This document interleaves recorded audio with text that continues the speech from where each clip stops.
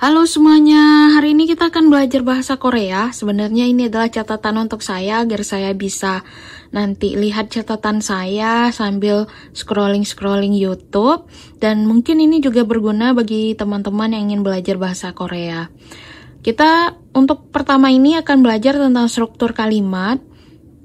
Di dalam bahasa Indonesia kita mengenal struktur kalimat itu adalah subjek, predikat, objek, keterangan. Atau yang lebih kita kenal dengan SPOK dalam bahasa Indonesia. Jadi sudah ada strukturnya.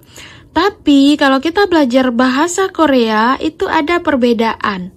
Di mana dia strukturnya bukan SPOK.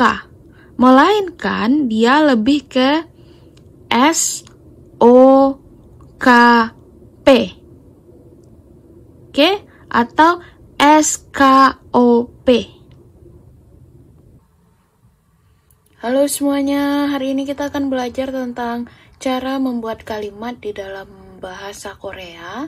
Jadi dalam bahasa Korea itu struktur kalimatnya agak berbeda sedikit dengan bahasa Indonesia. Kalau bahasa Indonesia itu kita selalu belajar tentang SPOK ya. Kita selalu belajar tentang SPOK, subjek, predikat, objek, dan keterangan.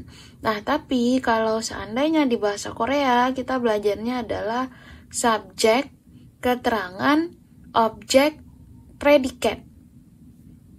Nah, jadi di dalam bahasa Korea, aturannya adalah kalimat itu selalu diawali dengan subjek atau kata ganti subjek. Nah, ini sama dengan struktur kalimat bahasa Indonesia.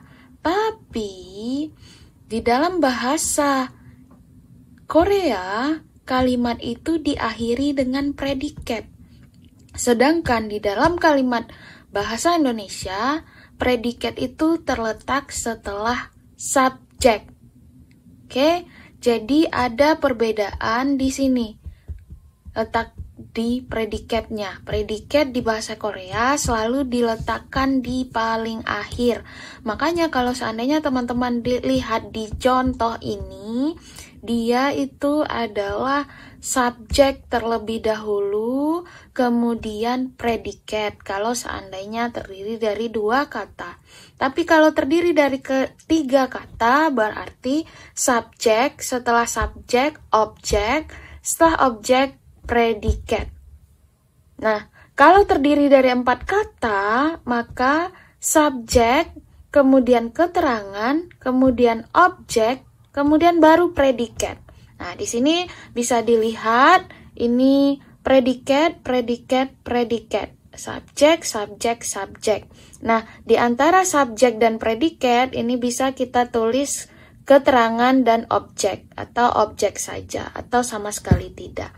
Nah, itu dalam aturan penulisan kalimatnya. Nah, kemudian kalau seandainya teman-teman lihat di sini ada 2 warna di dalam penulisan kalimat saya. Kita lihat dilaka dosokwaneso cekel ilkoyo. Di sini dilanya warnanya ungu, kanya warnanya merah.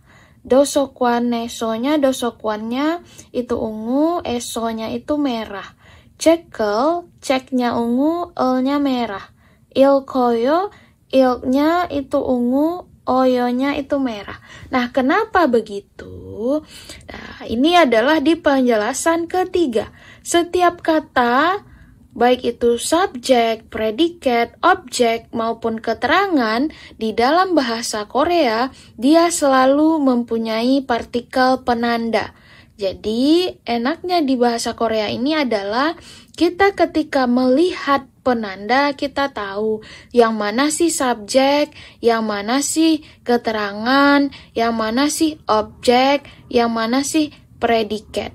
Nah, dia masing-masing mempunyai penanda. Jadi, ingat teman-teman, strukturnya itu adalah subjek di awal, kemudian predikat di akhir. Di tengah bisa kita tambahkan keterangan dan objek.